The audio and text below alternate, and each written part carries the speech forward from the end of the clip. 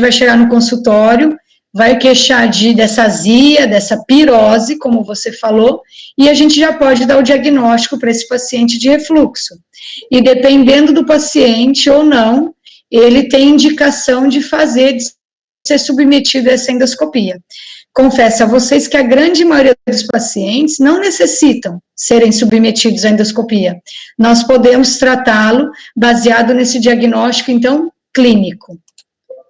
Obrigada, viu, Laura? Nada. Para a gente começar.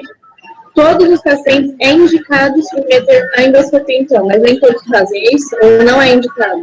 Nem todos, a grande maioria não precisa fazer endoscopia. Talvez você nem precise, a gente vai ver daqui a pouco, tá? Para começar a aula, então, eu vou mostrar aqui uma fotinha do esôfago, que vocês estão carecas de saber, o estômago aqui.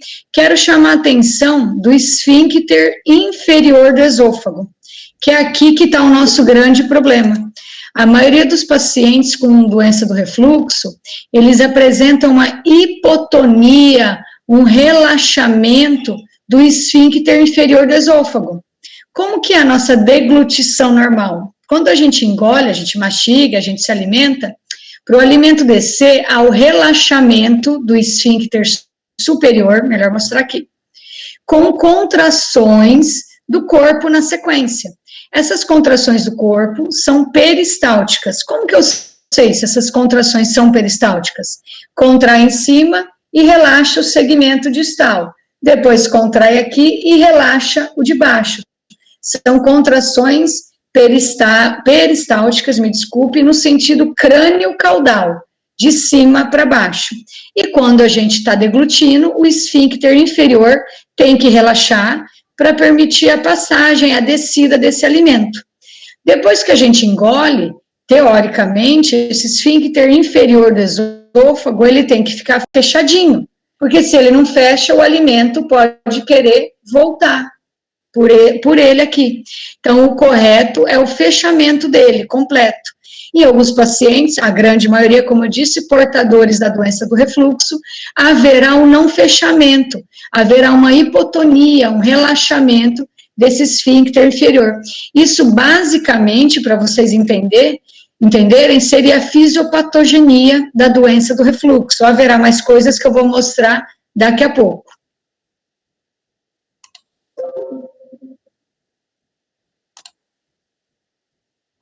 Isso. Aqui para a gente começar, então, a aula propriamente dita. Opa, desculpa aí, deixa eu permitir o pessoal entrar. Para a gente começar, então, para quem está entrando agora, a aula propriamente dita, a doença do refluxo gastroesofágico é uma doença extremamente prevalente. Há uma estimativa de que 10 a 12% da população brasileira seria portadora da doença do refluxo. Isso, Laura e pessoal, se levarmos em consideração somente os sintomas típicos ou esofágicos da doença do refluxo, que são a pirose, para quem não chegou antes, que é a azia, como a Laura falou, e a regurgitação ácida. Eu vou mostrar daqui a pouco, durante a aula, que há também os sintomas extraesofágicos ou sintomas atípicos da doença do refluxo. Se levarmos em consideração todos esses possíveis sintomas, ao invés de 10 a 12%, até 20% da população brasileira pode ser possuidora da doença do refluxo gastroesofágico. É uma doença que gera um impacto na qualidade de vida. O nosso paciente, muitas vezes, vai se ausentar do serviço, vai ter que fazer endoscopia como a Laura, vai ter que tomar remédio. Então, assim, apesar de não ter grande mortalidade a doença do refluxo, mas esse impacto na morbidade, na qualidade de vida do indivíduo. Como eu já disse, é o paciente que falta, é o paciente que pega atestado, que faz exame e que toma remédio, é uma doença crônica, há um impacto também em custos, isso gera custos. Lembro a vocês que embora, eu acho que vocês já sabem disso, que embora eu falei que não tem grande mortalidade a doença do refluxo, ela pode sim levar ao câncer de esôfago, ao adenocarcinoma esofágico. Para isso, nós temos o paciente, viu, Laura, pessoal, portador da doença do refluxo, que se não for bem tratado, pode evoluir com essa complicação, que vai ser falado na aula também, chamado esôfago de Barré, ou Barrett, depende da pronúncia, e que pode levar ao adenocarcinoma esofágico, que é o câncer de esôfago. Aqui é uma fotinha de um paciente portador, já da neoplasia, do adenocarcinoma de esôfago, na parte distal do esôfago, que chama atenção que esse câncer é na parte distal. Já os espinos celulares são na parte média, medial do nosso esôfago. Novamente, para ficar bem fixo na cabecinha de vocês, doença do refluxo não bem tratada, não é qualquer uma que vai evoluir para isso, ela tem que ser mal conduzida, leva a uma alteração celular, chamada esôfago de Barrett, que pode levar ao câncer de esôfago. Fatores de risco para o indivíduo ter doença do refluxo. Eu acho que, primeiramente, fator genético, né? Há alguma predisposição, sim, né? Normalmente o seu pai tem, sua avó tem, como eu sempre brinco com vocês, o cachorro tem, o papagaio tem, o periquito tem, mas há esse fator genético. A idade, nós temos 2 grandes picos da doença do refluxo. Bebê, né, muito comum, não é o objetivo hoje da minha aula, eu não sou da gastropediatria, mas é aquele bebê que toma leite, que vomita e que volta para a boca e que gorfa, tem aquele nenê choroso, aquele nenê que não ganha peso. Então, é muito comum no bebê, né, na criança, por imaturidade desse esôfago, desse esfíncter, essa peristalse esofágica, e a gente está pegando um outro pico muito importante, pessoal da geriatria, os idosos, estamos vivendo mais. E quanto mais tempo a gente vive, né, chega o idoso, ele não tem também essa motilidade esofágica, ele não tem esse tônus de esôfago. Então, o nosso esfíncter inferior, como eu disse, que fica bem fechadinho para evitar o refluxo, no idoso ele tem também uma hipomotilidade, uma hipocontratilidade, ele não tem força nesse esfíncter inferior. Com o agravante do corpo também. O corpo do esôfago do idoso também não vai ter aquelas contrações peristálticas. Ele vai ficar numa coordenação desordenada, desorganizada. Ninguém é velho aí, só eu, depois dos 40 anos, tem aquela presbiopia, que a gente fala, né, depois dos 40 anos a gente começa a afastar mais para trás, que é a vista cansada, aquela vista velha que a gente fala. O esôfago também sofre esse processo do envelhecimento. Tem até um nome, chama presbiesôfago também. Então é muito comum, às vezes, o avô começar a entalar, ter dificuldade para a comida descer no esôfago. A gente, lógico, a primeira coisa que a gente vai pensar, um idoso que começou com disfagia, eu acho que vocês sabem, seria neoplasia de esôfago, né? Bem possivelmente, alguma lesão crescendo lá e atrapalhando a descida do alimento, mas não. Na maioria das vezes, graças a Deus, seria somente esse presbiesôfago. Ele não tem essa contração. O idoso ou qualquer outra pessoa, muitas vezes toma muito analgésico ou calmantes, que secam, né, a nossa boca. Eu até brinco com vocês que muitas vezes chega o paciente lá no consultório, com aquela boca bem seca, que ele começa a falar, aquela boca seca, ele está tomando um benzodiazepínico, ou algum outro calmante, um analgésico potente, e essa secura vai atrapalhando a salivação. E a salivação também ela é protetora contra o refluxo. O refluxo está nesse sentido, e a salivação vai ajudar no clareamento esofágico. Então, esse paciente também que tem uma diminuição da salivação, eu cito o idoso, mas outros de qualquer forma, também seria um fator predisponente para a doença do refluxo.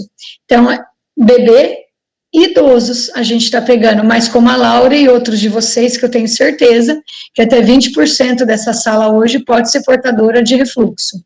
Com relação ao sexo feminino e masculino, não acho interessante a gente comentar, varia muito, depende do local, do estudo, mas aqui eu quero citar dois fatores de risco extremamente importantes, a gestação e principalmente a obesidade, porque hoje, como eu digo em várias aulas, a gente está vivendo a epidemia da obesidade.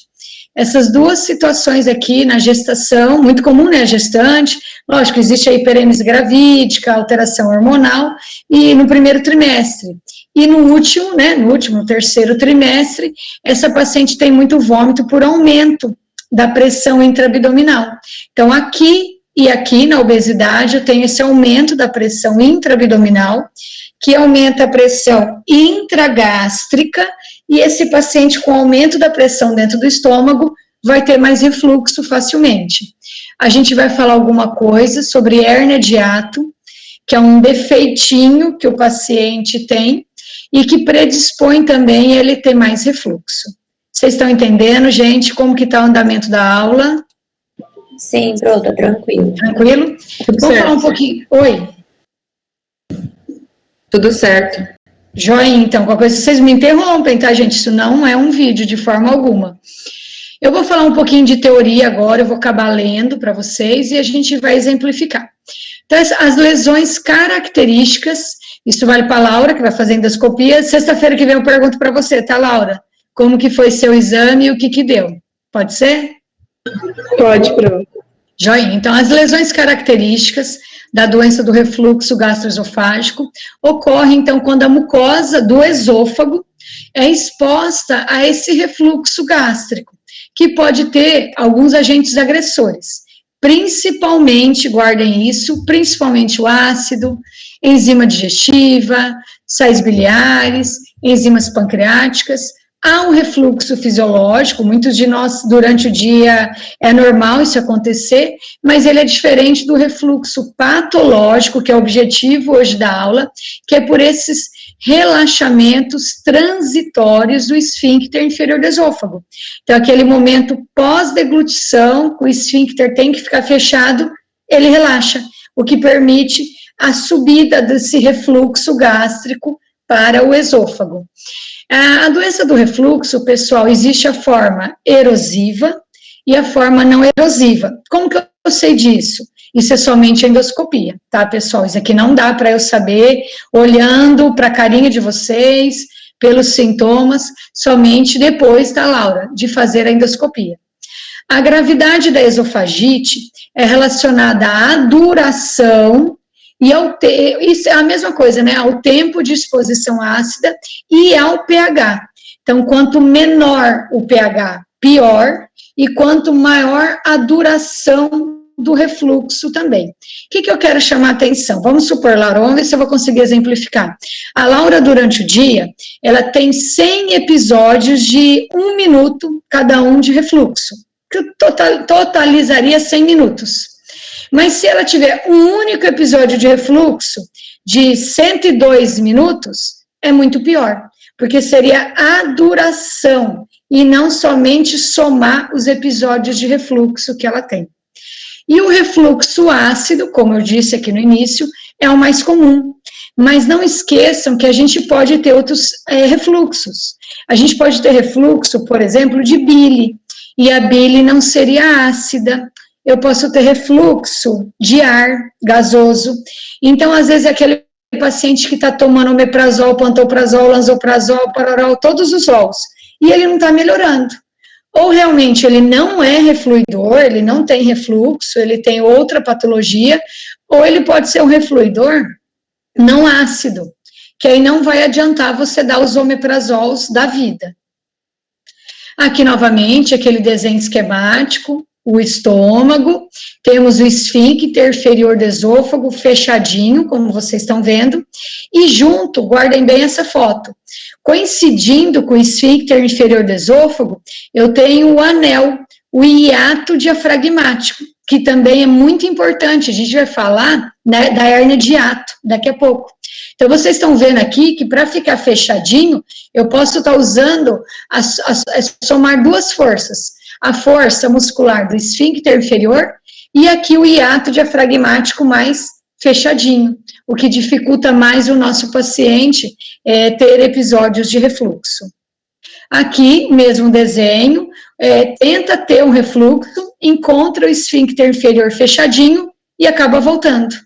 Aqui, em contrapartida, o refluxo tenta, por aumento da pressão intraabdominal, por exemplo, encontra um esfíncter inferior do esôfago relaxado, aberto, hipotônico, e o refluxo acaba ocorrendo aqui, ó, para o esôfago distal, podendo provocar a forma erosiva ou não erosiva da doença do refluxo.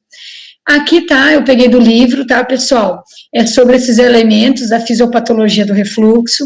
De novo, eu chamei muita atenção de vocês, do esfíncter inferior, hipotensão, ele tá fraco, né, ele não consegue fechar, por descoordenação, me desculpa, por relaxamento transitório dele. Eu falei alguma coisa para vocês desse clareamento esofágico, que seria da saliva, das contrações de esôfago do idoso, por exemplo, que não são mais peristálticas, elas são simultâneas e hipotônicas. Então, a hora que volta o refluxo, o corpo do esôfago do idoso não consegue empurrar para baixo, ele fica só fazendo essa contração mais fraquinha. Isso também é um mecanismo que facilita ter mais refluxo, o pH que retorna, esse esvaziamento gástrico retardado. Por exemplo, os pacientes diabéticos, principalmente o tipo 1, eles podem desenvolver com o tempo do diabetes, com o mau controle do diabetes, uma doença chamada gastroparesia diabética. Gastro-estômago, paresia, parado, do diabetes. O estômago dele é parado, não tem peristalse alguma. Esse paciente faz um jejum de 8 a 12 horas para ser submetido a uma endoscopia no dia posterior, né, no dia seguinte.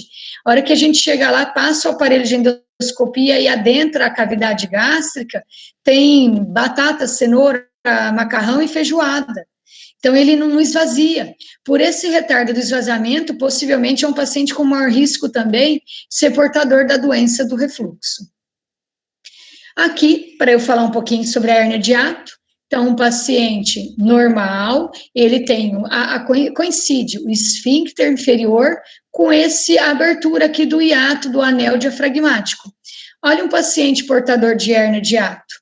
Ele tem aqui a região do anel, do diafragmático, do hiato, e olha o esfíncter dele. Desculpa o pleonasmo, subiu para cima o esfíncter dele. Não há mais essa soma de força, esfíncter e o hiato diafragmático. O estômago dele subiu, até aqui é estômago, aqui é esôfago, esfíncter inferior, e aqui é estômago. Então, o que é a hérnia de hiato, de deslizamento? É uma porção, um pedaço do estômago que subiu para a cavidade torácica, porque daqui para cima é peito, é tórax, daqui para baixo é o abdômen. Então, aquele paciente que possui uma porção do seu estômago dentro da cavidade torácica. E vocês lembram lá da aula de fisiologia, da respiração? A cavidade torácica tem pressão negativa, meio que cria tipo um vácuo, pelo fato de um pedaço do estômago estar aqui para cima. E aí também é mais fácil ter refluxo por esse vácuo, mas principalmente pelo fato do paciente perder essa somatória de força, que era o anel diafragmático, e o esfíncter inferior. Então, esse paciente portador de hérnia de hiato, que esse defeitinho que eu falo para vocês, ele tem alto risco de ser portador da doença do refluxo, não obrigatoriamente. Então, para eu ter refluxo, não é obrigatório eu ter hérnia de hiato, viu, Laura? Às vezes você vai chegar lá segunda-feira, você não tem hérnia de hiato. E nem em contrapartida, todo portador de hérnia de hiato é refluidor. Mas é um importante defeitinho que leva mais facilmente ao paciente ser refluidor. Essa setinha é para mostrar que existe o estômago aqui ainda dentro do peito do paciente, para denotar ele ser portador de hérnia de hiato. Aqui, eu acho que eu já dei essa foto para vocês, lá das varizes de esôfago, se eu não me engano, mas é para mostrar uma foto da endoscopia do esôfago. O que eu estou vendo aqui? Eu estou vendo esôfago, e o que esse buraquinho fechadinho? Eu está coincidindo o meu esfíncter inferior esofágico, que está coincidindo com o anel, o hiato diafragmático. Então, esse seria um paciente sem refluxo na endoscopia, sem hérnia de hiato. Olhem essa, então guardem bem essa foto, qualquer coisa eu volto, e presta atenção nessa. totalmente diferente. O que eu estou vendo aqui?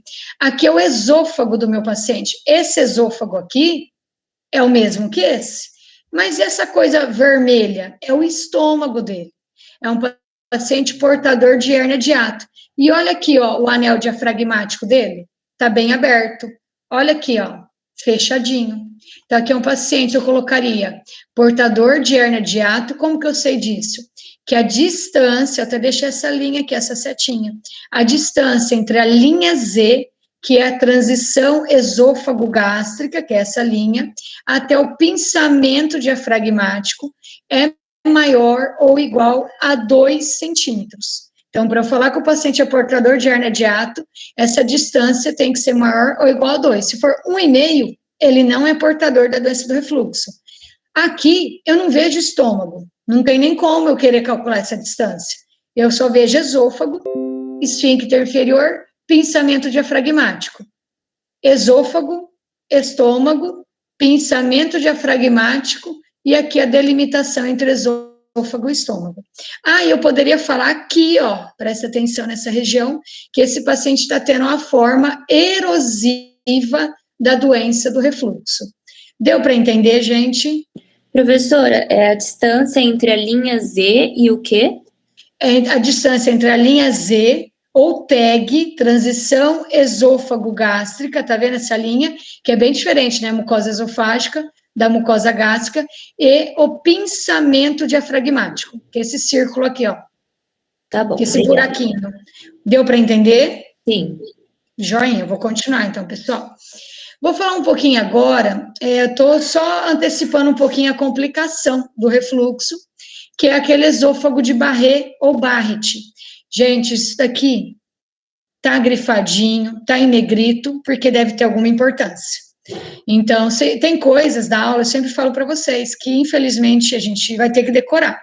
Eu tento deixar essa aula o mais entendível possível, mas tem coisa que tem que decorar. Então, o que seria o esôfago de Barré?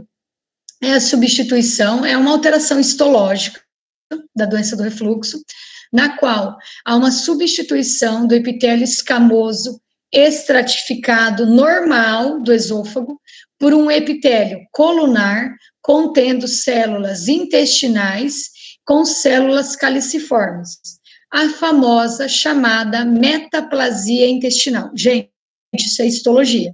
Você tem um tipo de célula com refluxo, há uma agressão, e essa célula, para se defender, se transforma em outro tipo de célula. Então, o escamoso estratificado se transforma em epitélio colunar com células caliciformes, que, repito, famosa metaplasia intestinal. O esôfago de Barré, então, ele é adquirido da doença do refluxo, o paciente tem que ser portador da doença do refluxo. Em média, 12% dos refluidores, viu, pessoal, evoluem com Barrett. Que às vezes vocês me perguntam qual a chance de eu ter refluxo e evoluir? Cerca de 12%. E nesses pacientes portadores de refluxo, eles têm uma chance, cerca de 40 vezes mais chances de evolução para o câncer de esôfago, o adenocarcinoma, quando comparado à população, digamos, normal. Lógico, a gente pode levar em consideração o tabagismo, o etilismo, para ter uma maior chance, mas simplesmente só por ter Barrett ou Barré, 40 vezes mais chance. O diagnóstico do Barré é suspeitado pela endoscopia. Aqui eu tenho que fazer endoscopia, eu não posso olhar para a cara da Laura e falar, Laura, você tem refluxo com Barrett. Não dá. O paciente tem que ser submetido à endoscopia. Eu vou mostrar as fotinhas. Pela macroscopia, então pelo olho do endoscopista, ele pode achar que esse paciente é portador, mas o diagnóstico, como eu falei aqui no início, é histopatológico. Eu tenho que colher um fragmento, um pedacinho, e o patologista vai analisar esse pedacinho e vai ver essa alteração, e ele que vai dar o diagnóstico de Barrett. Existe o Barrett longo, existe o Barrett curto. Eu vou mostrar a fotinha. O Barrett curto tem até 3 centímetros, e o Barrett longo é maior que 3 centímetros. Aqui no Barrett, o dano, né, a agressividade, esse Barrett, ocorre mais pelo tempo prolongado de exposição a esse pH ácido menor que 4, do que pelo número de episódios. Igual eu falei lá da doença do refluxo da Laura. É pior ela ter um refluxo de 200 minutos do que ter vários refluxos de 200 minutos. Então, seria pelo tempo prolongado, pela continuidade desse refluxo. O Barrett é uma condição pré-maligna, que a gente explica isso para o paciente, que essa metaplasia, que é o Barrett, pode levar à displasia, que tem graus leve, moderado ou mais severo, e essa displasia pode levar à displasia, à neoplasia, me desculpa, que seria o adenocarcinoma. Então, é muito importante você ter esse diagnóstico de refluxo do seu paciente, para você também saber se ele tem Barrett e poder fazer esse acompanhamento para não ter uma infeliz surpresa depois de alguns anos e ele está lá com um adenocarcinoma de esôfago distal. Então, eu vou acrescentar mais uma coisinha. Doença do refluxo, que evolui para a forma erosiva, eu não tinha colocado isso. Então, a forma não erosiva, que eu citei lá no início, não leva ao Barrett, somente a forma erosiva, que foi o exemplo que eu até dei aqui para vocês, aqui, ó. Isso é uma erosão no esôfago distal, doença do refluxo, forma erosiva, que pode levar ao Barrett, que é essa metaplasia, displasia e a neoplasia. Gente, eu odiava histologia, olha isso, se essa aula for lá, vai ser gravada, se for disponibilizada para vocês, o pessoal da direção ouvir que eu odiava histologia, mas não gostava mesmo, não sabia nem mexer naquele microscópio, eu lembro só disso, vocês devem lembrar, eu achava lindo esse lilás com esse roxo, que são as células caliciformes aqui, ó, tá? E todos isso aqui são células caliciformes, é a metaplasia intestinal, então esse paciente, ele é portador de esôfago de Barrett. Gente, tá dando para entender? Sim. Às vezes eu me sinto sozinha aqui. Doença do refluxo, novamente. Obrigada, Ana. Metaplasia intestinal, displasia e neoplasia para vocês fixarem. Olha isso daqui, ó. Tudo isso daqui, gente, é foto de... Olha, tá saindo aqui os Google da vida. É tudo foto de Barrett. Ai, doutor, eu vou confundir com a hérnia de hiato. Às vezes eu confundo também, tem alguns casos que dá para confundir. Mas o que é o Barrett? É o endoscopista, eu falei histologia. São esses prolongamentos digitiformes. Eles falam digitiformes que parece um dedo, assim, a pontinha do dedo, ó, mais vermelhinha. Vocês veem isso e estão vendo isso aqui, ó. Isso é um Barrett, essa região. Aqui outro Barrett, e aqui talvez seja outro. Esse também está bem fácil de ver. Um Barrett aqui, gente, isso aqui é esôfago, pensamento diafragmático, pensamento diafragmático. Esse treco aqui é um Barrett, talvez possa ser, precisaria medir, mas talvez aqui possa ser um Barrett longo e um Barrett curto. Aqui um outro Barrett, Barrett, Barrett aqui, Barrett, diferente da hérnia de hiato, ó. Vocês estão vendo? O Barrett seria se um treco mais vermelho viesse para cá. E não é isso que a gente está vendo. Opa, me desculpa, voltei no caminho errado. Vocês estão vendo bem característico mesmo do Barrett. Deixa eu ver se tem mais fotos aqui. Aqui, ó. Também é um outro Barrett.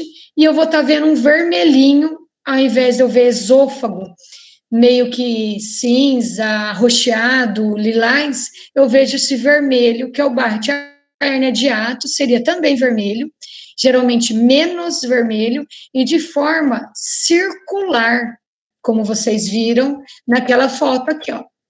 Ele é redondinho, a hérnia de hiato. O Barrett é irregular. São esses prolongamentos que vocês estão vendo aqui, ó. Eu vou lá e faço biópsia. Existe um local mais apropriado de fazer a biópsia, que é bem aqui, ó. Bem nessa junçãozinha aqui dos dois epitélios, que é onde normalmente a gente vai encontrar mais o esôfago de Barrett. Gente, o que eu fiz aqui? Vai enroscar aqui, ó, as bolinhas.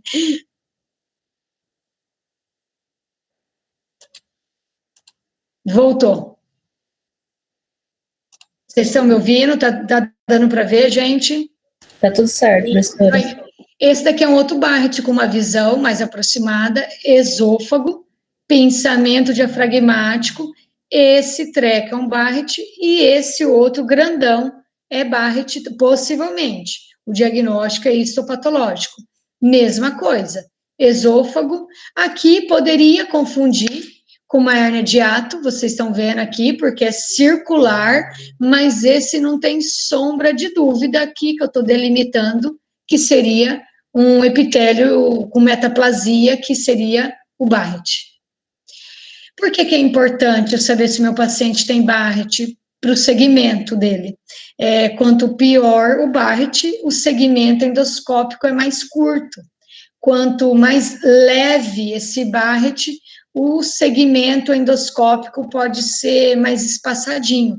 Então, por exemplo, se eu tenho esse paciente, ele é portador de metaplasia, que é o Barrett. Se ele não tem displasia, gente, isso é a biópsia que vai me informar se ele tem displasia ou não. Se ele não tem displasia, ele pode fazer a endoscopia dele de controle a cada 2, 3, eu já vi até locais falando 5 anos, mas a grande maioria utiliza de 2 a 3 anos. Se ele é portador de Barrett com displasia de baixo grau, olha essa endoscopia, a cada 6 meses por 1 ano, e aí se ela estabilizar, eu posso estender para essa outra linha aqui, e se ela piorar, eu vou para esse outro item. Agora, se ele é um portador de Barrett com displasia de alto grau, que já está lá na cara do gol para neoplasia, primeiramente, essa lâmina tem que ser revisada por um outro patologista para ter certeza desse diagnóstico, e uma vez sendo, ele vai para um tratamento mais agressivo, para cirurgia, ou até por tratamentos endoscópicos que retiram essa mucosa de Barrett. Um deles é a mucosectomia, você vai tirar toda essa camada mais superficial de mucosa por tratamento endoscópico. Nesse item aqui, sem displasia ou com baixo grau, o paciente vai tomar omeprazol, digamos. Aqui também, eu acho que eu manteria o omeprazol, mas ele vai ter que ser submetido a um tratamento, como eu já disse, mais invasivo. Aqui, de novo, portador de esôfago de Barrett, sem displasia, endoscopia a cada 2 ou 3 anos, como eu acabei de mostrar para vocês, com biópsia, óbvio. Se ela é de baixo grau, ó, aqui indica aumentar a dose do omeprazol e fazer essa endoscopia, como já foi falado, a cada 6 meses por 1 ano, pelo menos. Sem displasia ou manter ela de baixo grau, olha aqui, ele já espaçou para cada 2, 3 ou até 5 anos. Se ela for de alto grau, gente, isso daqui eu vou pedir para vocês, infelizmente, dar aquela fixada, tá? E se ela for displasia de alto grau, de novo, tem que ser confirmada por 2 patologistas, tratamento cirúrgico ou tratamento endoscópico mais invasivo. Se ela não for confirmada por 2 patologistas, aumentar o pantoprazol, o omeprazol e fazer uma nova endoscopia depois de 3 meses, porque ficou-se na dúvida. Joinha? Eu vou voltar agora, falei um pouquinho do Barrett, eu vou voltar no refluxo, propriamente dito, da Laura aí. Então, uma anamnese sempre, como qualquer doença, e procurando esses sintomas aqui, ó, sintomas típicos ou esofágicos da doença do refluxo. A pirose, que é a azia, e a regurgitação, aquela sensação de que volta para a cavidade oral. Mas nós temos, eu falei para vocês lá no início, sintomas atípicos ou extraesofágicos também. Há pacientes que vão procurar o cardiologista.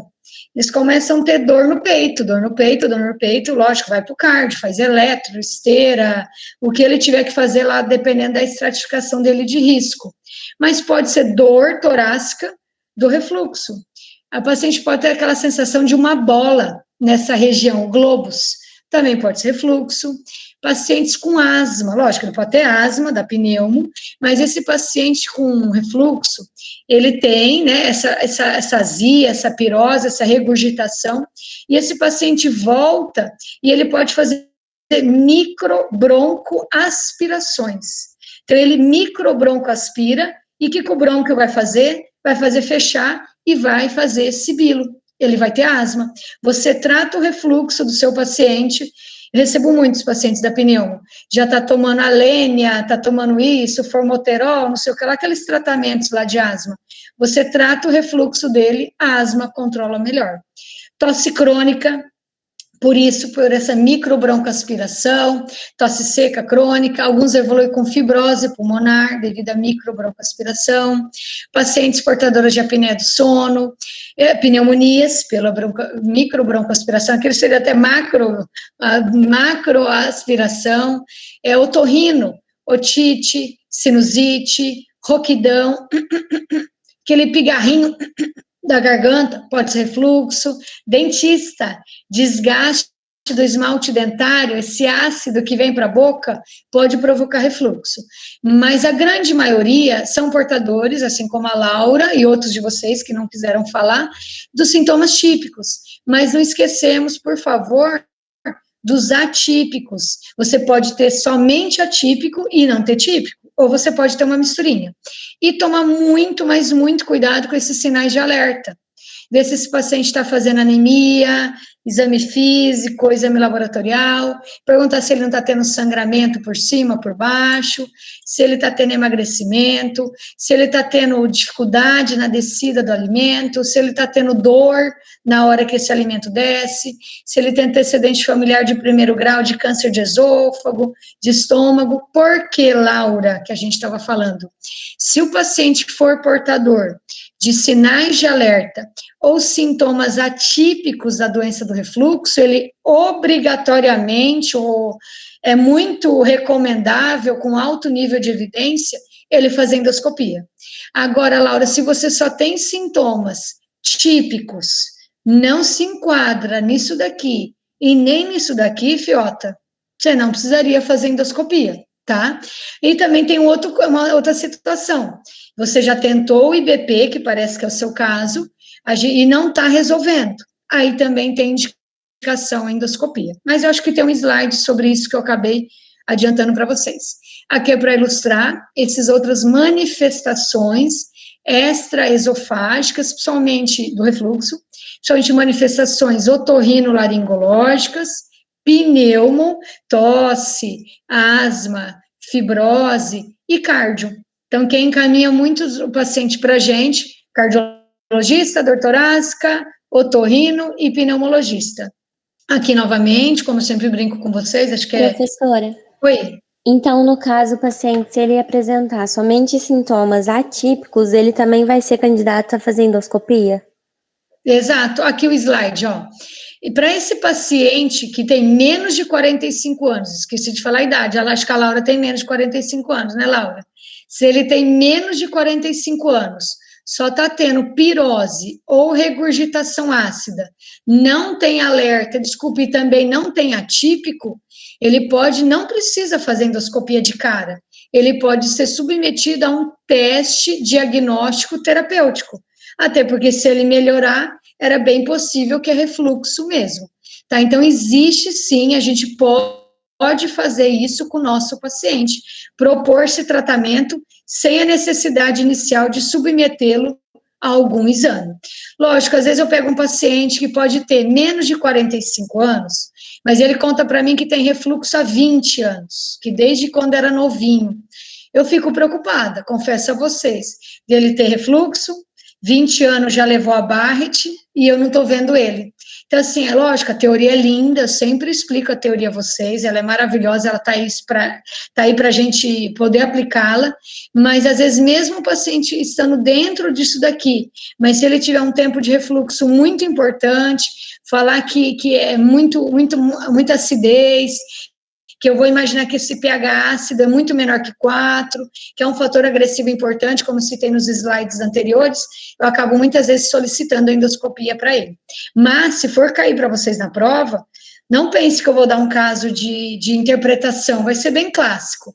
Menos de 45 anos, com sintomas típicos, sem sinais de alerta, pode fazer teste terapêutico? Pode, eu não vou ficar perguntando coisa que tem possibilidade de duplicidade de resposta de forma alguma. Mas, se seu paciente não se enquadra nessa categoria, ou precisa realmente fazer essa endoscopia, fazer o diagnóstico da doença do refluxo, o exame de escolha prestem bastante atenção pela forma como eu vou falar.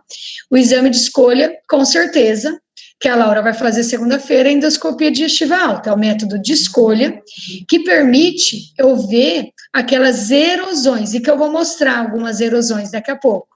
Permite colher biópsia, quando eu vejo uma mucosa típica de Barrett, permite eu ver complicações do refluxo, que é o próprio Barrett, que são úlceras. O refluxo são erosões. Aqui eu posso ver úlceras, que são mais profundas, que chegam até a submucosa. Eu posso ver estenose péptica. Paciente portador de refluxo, quando o ácido volta, pode machucar o esôfago, pode levar a fibrose. E essa fibrose pode fazer o quê? E fechando esse esôfago. Então, pode levar a quadros de estenose e que pode levar ao câncer de esôfago. Existe uma classificação, eu não vou cobrar isso de vocês de forma alguma, uma classificação endoscópica mundialmente utilizada para forma erosiva. Aí vocês vão me falar, ué, a doutora falou que tem a forma não erosiva. O que é a forma não erosiva? É um esôfago normal. Eu não consigo saber se tem ou não tem refluxo. Porque quando é a forma erosiva, certeza que ele tem refluxo. E se ele for a forma não erosiva? A gente fica na dúvida. Aí eu posso pedir um outro exame que eu vou mostrar daqui a pouquinho a vocês. Lógico que vale muito é a clínica, como eu estou falando desde o início, mas aí na forma não erosiva, eu posso lançar a mão de um outro exame. E eu falo a vocês que a forma erosiva e não erosiva é 50%. Então, vamos supor, Laura, eu sou refluidora, eu tenho azia, e você também tem pirose, tem azia. Você vai segunda-feira fazer a sua endoscopia, e às vezes vai ser visto doença do refluxo, forma erosiva. Eu vou fazer a minha, e não tem nada, não tem erosão. E aí, será que eu não tenho? Não sei. Dos refluidores, 50% apresentarão erosão, e dos refluidores também, 50% não apresentarão a erosão. É meio que um empate técnico. E a endoscopia, além de ajudar no diagnóstico, nas complicações, serve para o segmento do nosso paciente também. Não vou passar a vocês, existe essa classificação, ela acaba sendo um pouquinho importante para a gente, o especialista. Só para vocês terem uma ideia, eu acho que tem um slide sobre isso. O grau C e D, eu dou omeprazol 2 vezes ao dia. O grau A e o grau B, eu posso dar somente 1 vez ao dia. Então, além de permitir, né, a classificação, permite uma gravidade, tipo o grau A, lógico que é mais leve que o grau D. E muda também a conduta do nosso paciente. Mas eu não vou pedir isso para vocês de forma alguma. Isso aqui são fotinhas de esôfago, tá? Vocês estão vendo aqui, por exemplo, nessa foto, paciente portador de hérnia de hiato, lembrem daquela foto de hérnia de hiato, a distância entre a TEG, ou transição esôfago-gástrica, ou linha Z, até o pinçamento diafragmático, é maior ou igual a 2 centímetros. Colocaria aqui, hérnia de hiato, esofagite erosiva, grau B de Los Angeles. Eu tenho erosões maiores que 5 milímetros, não confluentes, mas isso eu não vou cobrar. Eu só queria que vocês olhassem para essa foto falasse hérnia de hiato com esofagite erosiva. Estão vendo? É muito diferente do Barrett. Aqui também é o esôfago distal, acho que não é hérnia de hiato, e aqui também tem uma esofagite erosiva aqui, uma outra aqui e um tiquinho aqui. Um esôfago, não acho que tem hérnia de hiato, apesar de ter um pedaço de estômago aqui, ó, não é o Barrett, não é vermelhão, e não é hérnia de hiato porque não é circular. Isso aqui é uma esofagite erosiva, essa outra, bem na pontinha aqui do dedinho, e essa outra.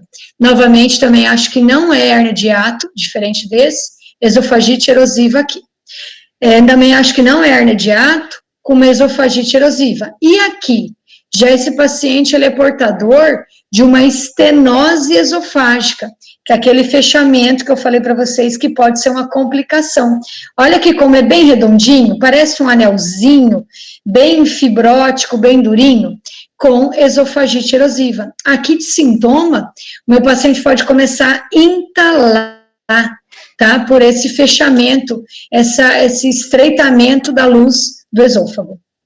Aqui é a mesma coisa, também acho que não é hérnia de hiato, porque a distância daqui até aqui não daria 2 ou mais centímetros. Vocês pegaram uma régua, lógico que vai dar, porque essa imagem endoscópica ela é aumentada. Lá na hora da endoscopia, eu já falei para vocês que tem um truque, que a pinça de endoscopia, a abertura dela é de 0,5 centímetro. Então, eu coloco ela aqui, ó, e mais ou menos estimo que tem 1 ou 2 aberturas. Se tem 1 ou 2, é 0,5 centímetro, 1 centímetro, aí não dá para falar que é hérnia, porque teria que ter 2 ou mais. Esofagite erosiva e esofagite erosiva. Professor, Oi? como eu vou classificar como esofagite erosiva. Aí, para eu conseguir falar que é Barrett, aí eu preciso do estudo patológico. Exato. Pelo olho, você pode achar que é um Barrett, aquele negócio vermelho que eu mostrei para vocês, mas a única certeza mesmo é fazendo biópsia. Ficou na dúvida? Vai lá e biopsia. Aí a biópsia que vai definir ou não. Às vezes a gente tem umas surpresas desagradáveis, mas o consenso de refluxo orienta a realizar essa endoscopia somente na dúvida mesmo do Barrett. Não precisa ficar biopsiando esofagite erosiva.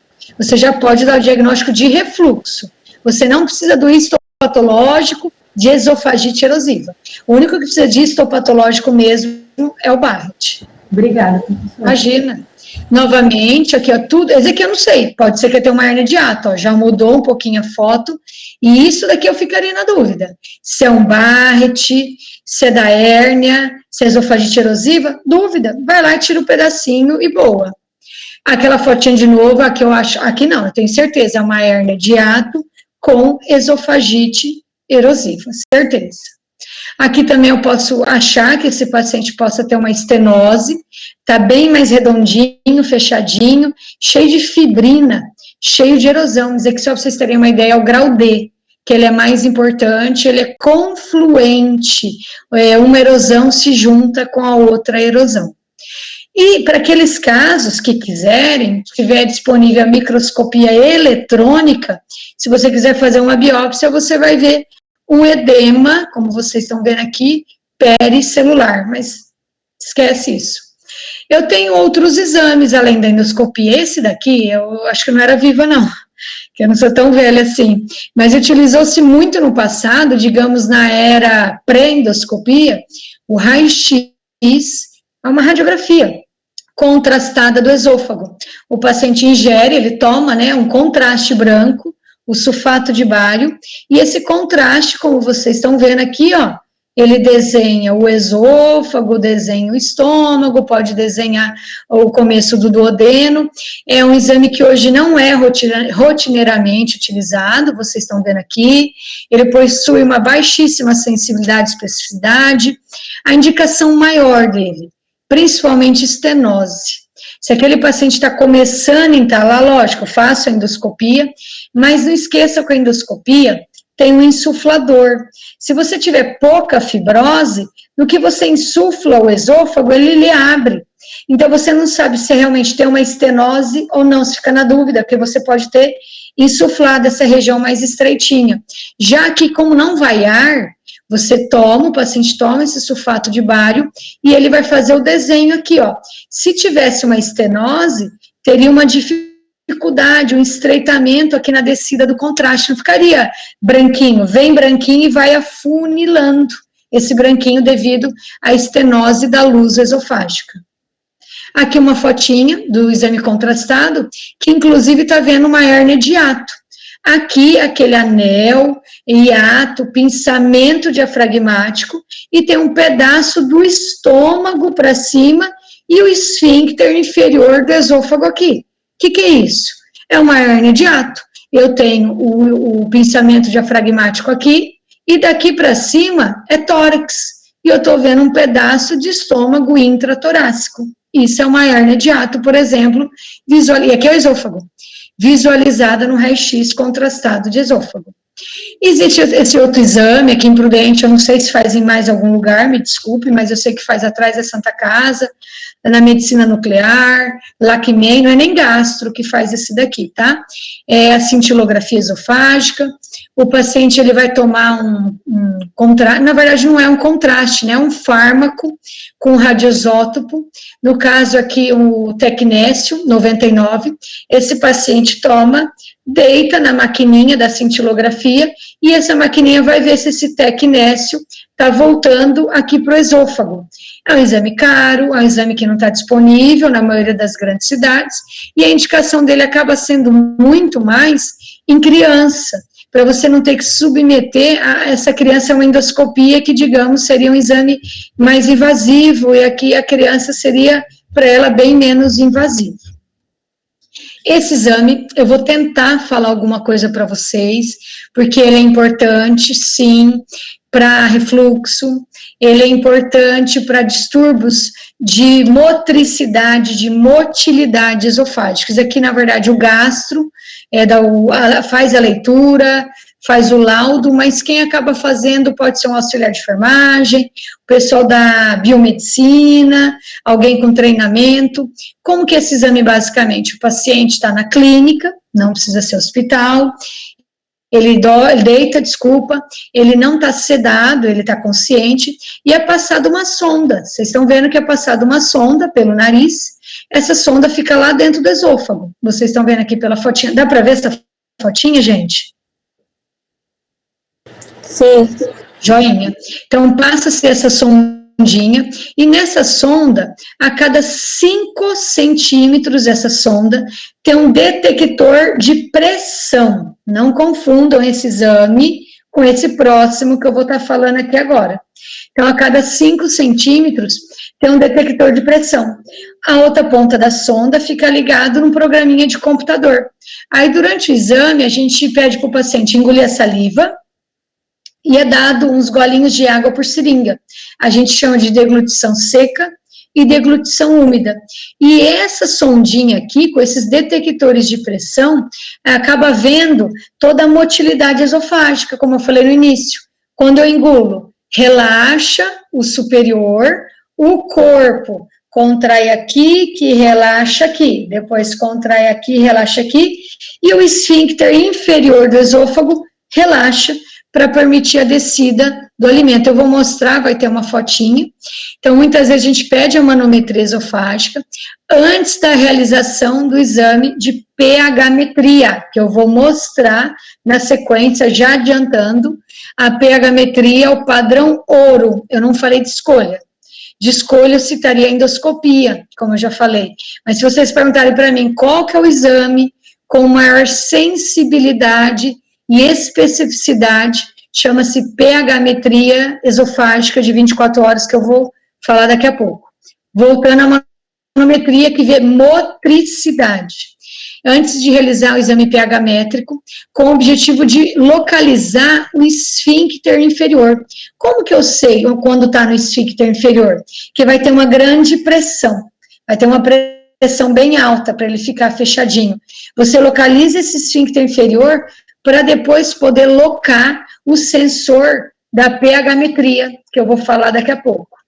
É utilizada muito a manometria no exame pré-operatório da doença do refluxo, para você afastar, por exemplo, o diagnóstico de acalásia, para você afastar esse diagnóstico de esclerose sistêmica, que é uma doença reumatológica com acometimento esofágico.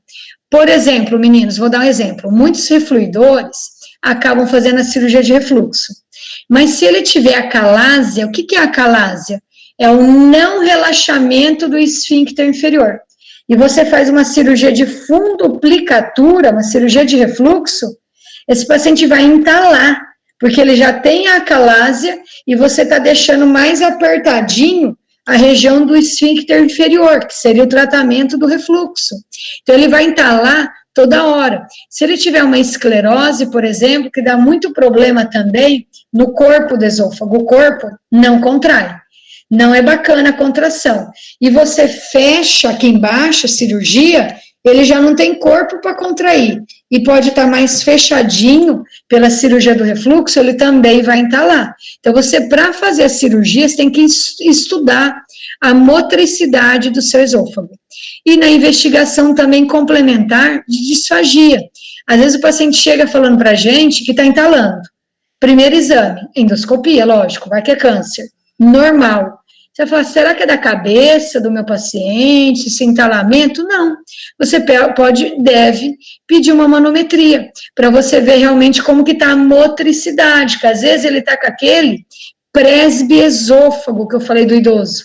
Não tem mais motricidade do corpo, não tem motilidade. Por isso que ele entala mesmo, a comida não desce. Deu para entender, gente? Isso eu não vou cobrar na prova, mas eu acho interessante vocês pelo menos entenderem. Deu? Sim, Pro. Joia. Sim. Joia. Ó, aqui é um estudo manométrico. Ó, o sensor tem a sonda, faz de conta que tem uma sonda aqui dentro do esôfago. Aí tem um sensor de motilidade aqui, 5 centímetros para baixo e mais 5 para baixo. Olha aqui, ó, que é engolir, o paciente engoliu. Olha as contrações do corpo, elas são peristálticas, começa em cima, depois desce aqui, que depois desce aqui. E olha o esfíncter inferior do meu esôfago durante a deglutição, o que ele faz? Ele zera a pressão, ele relaxa, para permitir a descida do alimento. É isso que a nossa manometria, se for normal, vai mostrar para a gente. Mas, que eu quero chamar a atenção desse exame aqui, ó. Eu chamei muita atenção da endoscopia, com certeza, é um exame que a Laura vai fazer, que muitos nós fazemos, mas o exame padrão ouro, como está escrito aqui, de novo, maior sensibilidade e especificidade, sem sombra de dúvidas, é a pH-metria, que muitos de vocês confundem com a manometria, porque em ambas passa-se uma sonda, ó, aqui está passada uma sonda, mas esse exame, ele tem duração de poucos minutos e fica ligado aqui no computador e o paciente fica engolindo saliva e água. Esse exame passa-se uma sonda, como vocês estão vendo aqui também no paciente, fica lá dentro do esôfago, e a outra ponta não fica no computador, fica igual aqueles exames cardiológicos que o paciente carrega, aquela bolsinha, e esse exame fica cerca de 24 horas. Ele põe num dia cedo e tira no outro dia cedo. Toma banho, lógico, toma cuidado, toma sacolinha, come normal, faz as atividades do dia a dia dele normal.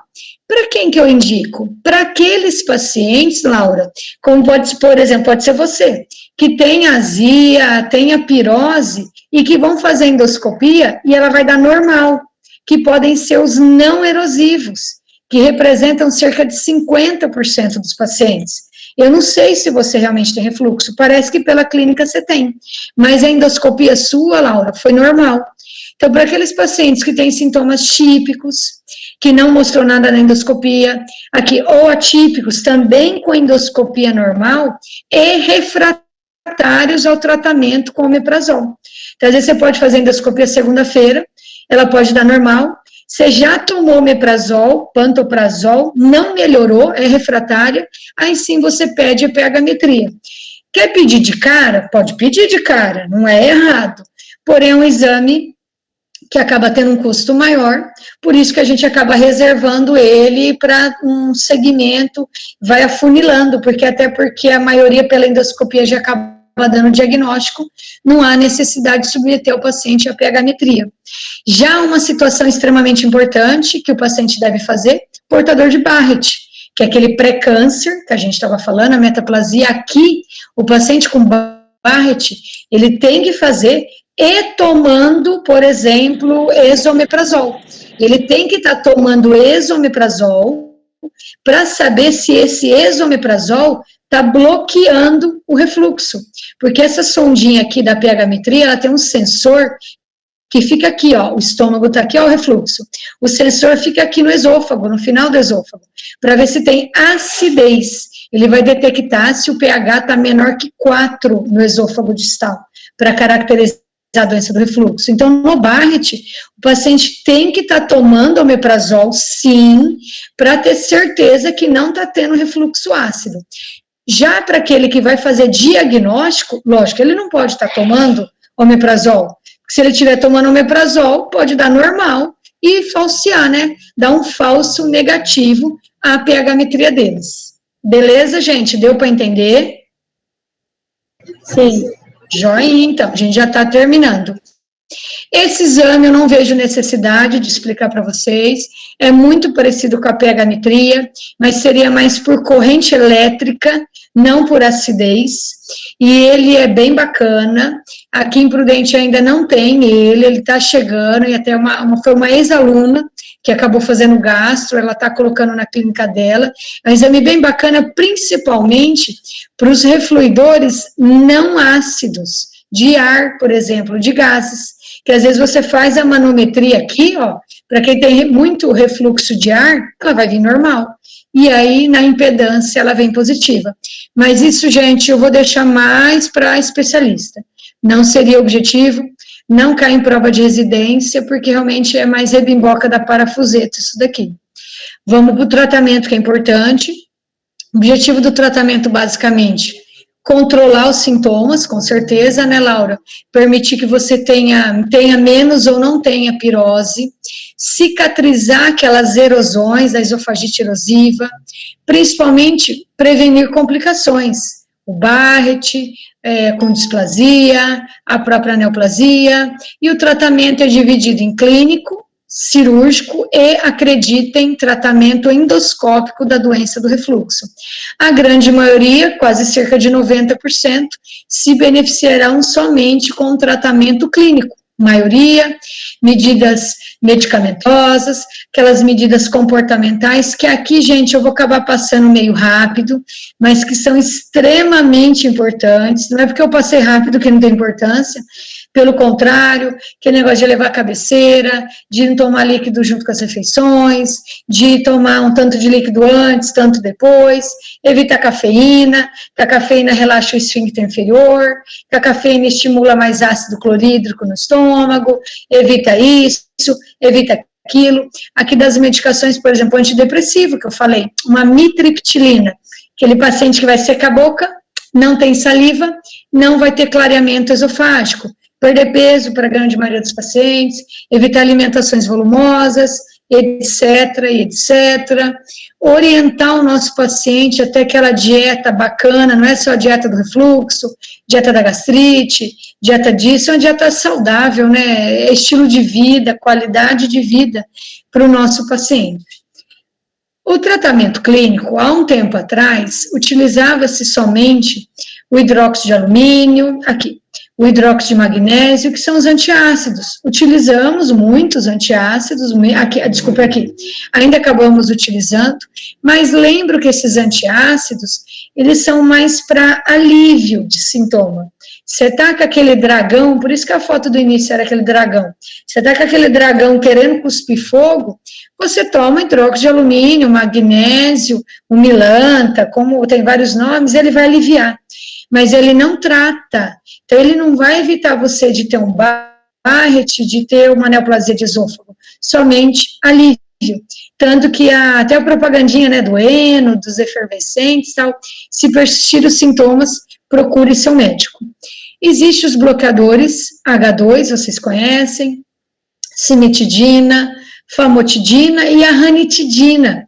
A ranitidina largamente utilizada num passado recente, mas atualmente a ranitidina, ela está proscrita, pois ela pode conter substâncias carcinogênicas. Utilizamos muitas vezes os pró-cinéticos, desculpa, tem um espaçozinho aqui que não existe uma palavra com 2 acentos agudos.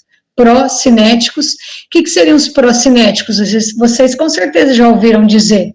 Domperidona, bromoprida, por exemplo. A domperidona tem o nome comercial motílio, que eu acredito que muitos de vocês já fizeram uso, conhecem. São medicamentos que aceleram o esvaziamento gástrico. Então, se eu acelero o esvaziamento gástrico, eu acho que eu estou dificultando o refluxo. O refluxo é esse vetor, eu estou dando uma medicação que faz o vetor. Não orienta procinético para todo mundo. A indicação maior do procinético é para aqueles pacientes que comem e sente aquele empachamento, sabe? Aquele paciente que come e parece comer um boi. Muitos de vocês vão falar, mas doutora, eu como um pouquinho, mas parece que eu comi um boi. Se associa a domperidona, 10 miligramas, meia horinha antes do almoço, meia hora antes do jantar.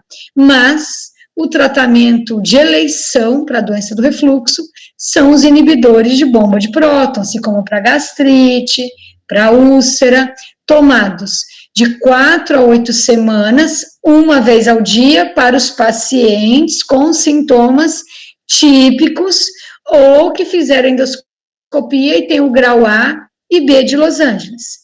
Já a dose dobrada, eu adiantei no início para vocês, para aqueles pacientes que têm as manifestações atípicas, tosse seca, pigarro na garganta, asma, dor torácica, etc., que fizeram endoscopia de grau C ou D, ou que têm as complicações, estenose péptica, úlcera de esôfago e o esôfago de Barrett ou Barré.